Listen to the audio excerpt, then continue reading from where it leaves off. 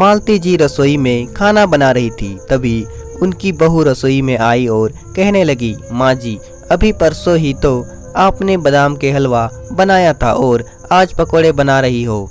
आजकल ससुर जी की फरमाइशें कुछ ज्यादा ही बढ़ गई है। मालती जी ने बहू की बातों को मुस्कुराते हुए नजरअंदाज कर दिया और बोली, हाँ तो क्या हुआ, अगर उन्हें कुछ भी खाने की इच्छा होती है तो उसे पूरा करना मेरा तो फर्ज बनता है ना। मैं तुम्हें तो परेशान नहीं कर रही हूँ ना, तुम्हें पकोड़े खाने हैं तो तुम भी खा लो। मालती जी महसूस कर रही थी कि कुछ दिनों से उनकी बहू उनके खाने पीने को लेकर अक्सर ताने मारने लगी थी। ऐसे ही एक दिन ससुर जी अपने कमरे में लेटे हुए थे। उनकी पत्नी मालती आई और ससुर जी कहने लगी, सुनो भाग्यवान, आज तो बेसन के लड्डू खाने की इच्छा हो रही है। मैंने बहू से कितने दिनों पहले ही कहा था, लेकिन वह तो बना ही नहीं रही है, तो तुम ही मेरे लिए लड्डू बना दो। मालती जी मुस्कुराकर बोली, ठीक है, अभी तो रात का खाना बनने में काफ़ी समय है, मैं अभी आपके लिए लड्डू बना देता हूँ। मालती रसोई में गई और तुरंत ही सामान निकालकर लड्डू बनाने की तैयारी करने लगी। पूरे घर में बेसन और घी की खुशबू फैल गई। जब उनकी बहू के कमरे में खुशबू पहुंची तो वह रसोई में आई और देखा कि उसकी सास तो लड्डू बना रही है। वह गुस्से से कहने लगी, मम्मी जी, यह आप क्या कर रही है?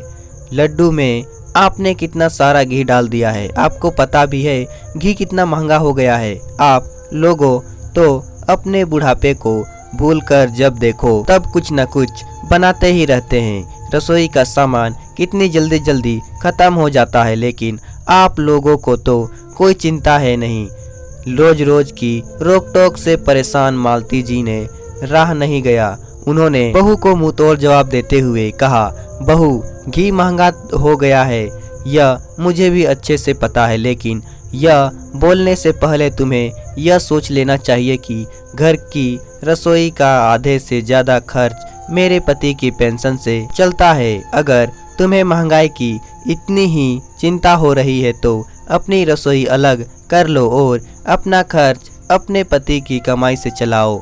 जब तक मेरे पति की पेंशन की राशन पानी आ रहा है, तब तक मुझे तो यह सोचने की ज़रूरत नहीं है कि हमें क्या खाना चाहिए क्या नहीं।